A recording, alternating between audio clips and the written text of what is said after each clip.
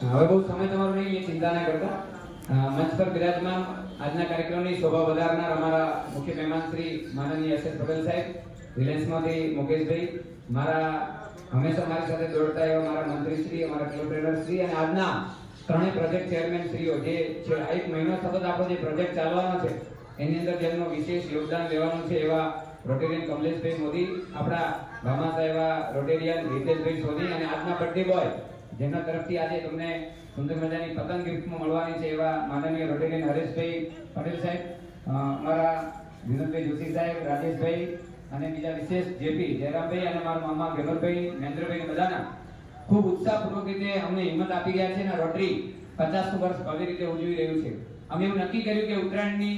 આગળના દિવસે જો રોટરીને કંઈક એવો પ્રકલ્પ કરવો તો ગઈકાલે અમારે બેનશ્રી સાથે વાત થઈ, મીનાબેન સાથે, કે ભાઈ અમારે દિવ્યાંગ બાળકો સાથે નાનકડો કાર્યક્રમ કરવો છે અને અમને એમાં વધારે મજા આવશે। અને બેને અને વિનોદભાઈની ટીમ અને બધા જ અહીંયા બગોડાના આચાર્યશ્રી અને એમની ટીમે ખૂબ સુંદર રીતે પ્રયત્ન કરીને આપણે બધાને અહીંયા લાવ્યા, સુંદર રીતે આ કાર્યક્રમનું આયોજન કર્યું। એમની બધાને હું રોટરી પરિવાર વતી શુભેચ્છાઓ આપું છું। આજે અમે તમને કોઈ ભેટ આપવા માટે કે દાન આપવા માટે નથી આવ્યા, પણ એક નાનકડી ગિફ્ટ છે, એક ગિફ્ટ આપવા માટે અમે તમને અહીંયા આવ્યા છીએ। આપ દિવ્યાંગ છો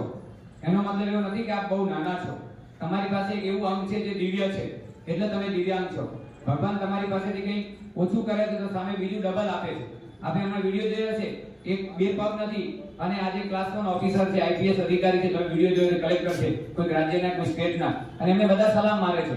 તો માતા પિતા તમને બધા અહીંયા હાજર છો ત્યારે એક વિનંતી કરું છું હાથ જોડીને, રોટરી ક્લબના પ્રમુખ તરીકે નહીં પણ એક ભાઈ તરીકે, કે આપ સર્વે આપના બાળકોનું ખૂબ ધ્યાન રાખજો, એમને 12મા ધોરણ સુધી, કોલેજ સુધી ભણાવવા માટેની તમે ચિંતા કરજો। ભલે કોઈની પાસે તમારે ભીખ માંગવી પડે તો ભીખ માંગીને પણ તમારા બાળકોને ભણાવજો, કારણ કે તમે બાળકોને ભણાવશો તો એમનું ભવિષ્ય બનશે, અને એમનું ભવિષ્ય બનશે તો એવા નાદાન બાળકો